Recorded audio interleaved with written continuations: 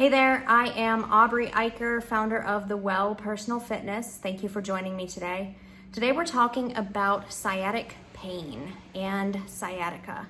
So what a lot of people don't know is that a lot of sciatic pain actually can emanate from tightness within the piriformis muscle.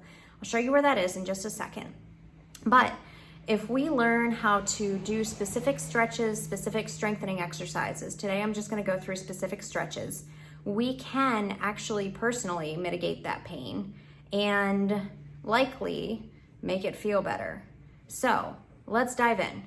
The piriformis, and I'd encourage you to look at this online, it's kind of like right here. So it is a hip flexor, it's a hip connector. Connects at your hip bone, connects at your spine.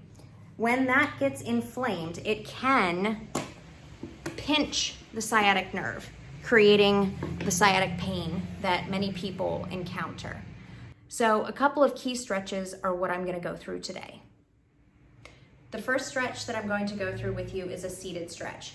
So what you're going to do is bring your right ankle over top of your left knee, and you're going to gently apply pressure. So you're in a seated position, you're going to gently apply pressure to the outside of your right knee, pushing it down, and just kind of giving your foot a little bit of support here. Don't need to necessarily like pull it up or anything like that. Really, our main focus is just pushing your right knee down. Remember, right foot over the left knee. And you're going to want to do this on both sides. With static stretching, what we teach, hold everything for 10 to 15 seconds at least. Really, it's 15 to 30 seconds as needed. So I really encourage you to pay attention to your body, what it's saying. Is there pain here? Is there not? Does it feel tight or does it not? If it feels tight, maybe hold it for a little bit longer. From here, you're actually going to lean forward a little bit. And now you're going to feel that stretch right in that area. So this is going to stretch out the hip area as a whole.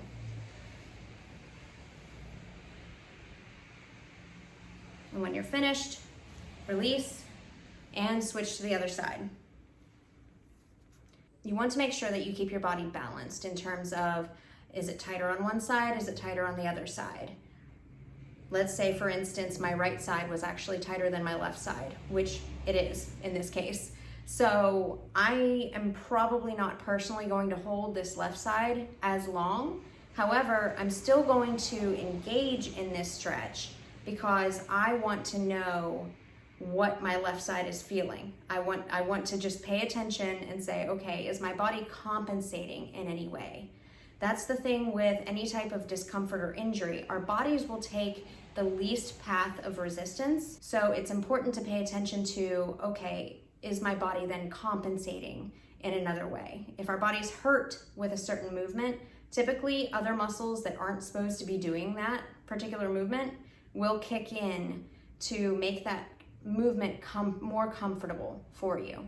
So you want to pay attention to just holistically what is going on within your body. And release. All right, so the next one that we're going to go through, and I don't have a wall very close to me right now, so I will do this to the best of my balancing capabilities. It's a very similar stretch. You're going to be doing the same movement, however, you're going to be coming from a standing position. So feel free, use a wall. The goal of this is not to test your balance capabilities, okay? It's to stretch your piriformis. From here, you're going to come onto one leg, right ankle across the left knee, and you're going to sit down into it. Great thing about this one is that you're already in this crouched position. It's very difficult to stand up straight from here. So where we leaned forward within the last stretch, this is automatically accomplishing it. And again, you can use a wall to balance, whatever you need to do. Again, balance is not the goal of what we're training here. It is the stretching of the piriformis muscle. And and back up. Do the other side just to check in.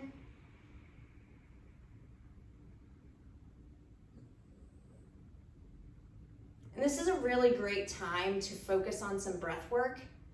The thing about stretching, we are increasing blood flow to those areas, right?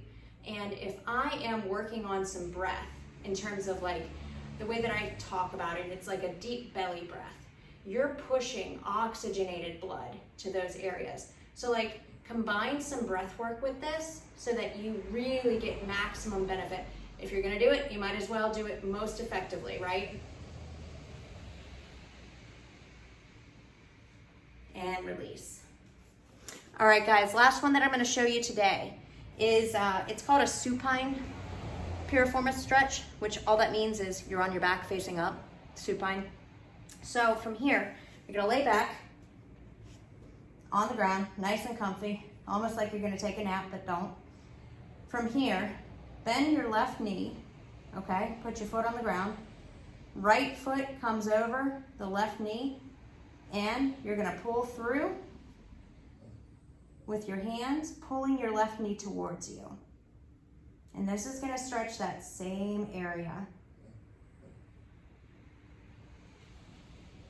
Again, taking deep breaths, holding from anywhere to 10 to 30 seconds. And you release. Make sure you do the other side. Again, if the other side's not hurting, that's okay. Still do a check-in. It's easy for us to not pay attention to something that's not hurting us, right? So pay attention before it starts hurting. And release. Prevention is always better than cure. If you'd like more information about what we do here at The Well, we are a private studio. So one-on-one personal training, virtual personal training. We do private yoga training as well. So one-on-one everything. You can apply for an exploratory session at thewellpf.com. I'll include that in this video here at the bottom. And we'll look forward to seeing you. Thanks so much. Have a great day.